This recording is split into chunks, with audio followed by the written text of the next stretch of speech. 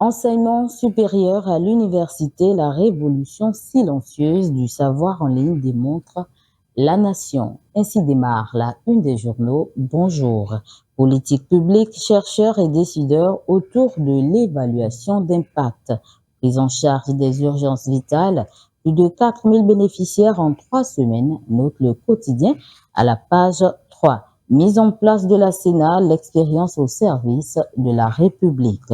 Coopération intercommunale, Cotonou et Porto Novo pour une meilleure gouvernance municipale.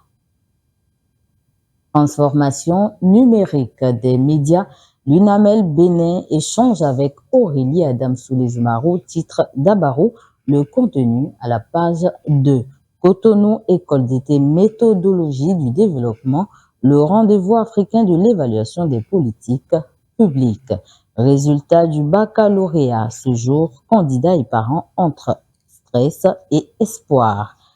Secteur de l'agriculture, la prime pour plus de résultats s'exclame l'informateur. Vie des institutions, voici ceux qui peuvent être présidents et vice-présidents du Sénat à la page 8 du quotidien.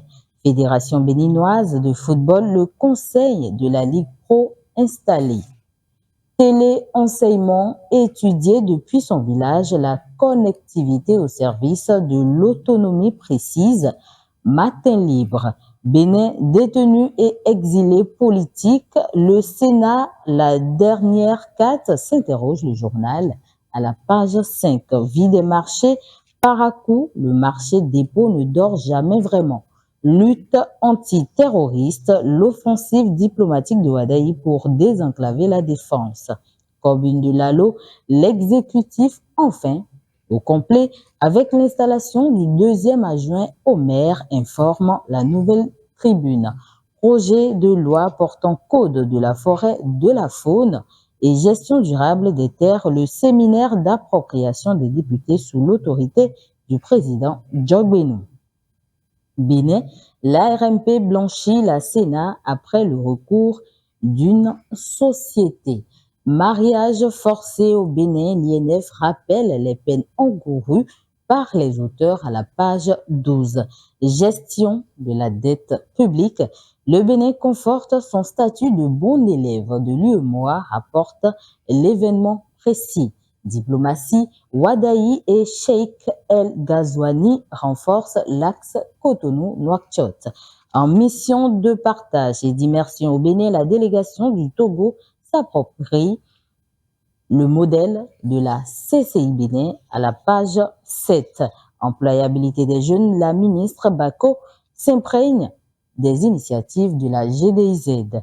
Innovation et énergie, e-learning, le matinal explique à la page 3 comment l'État a fait de la contrainte électrique un défi surmonté.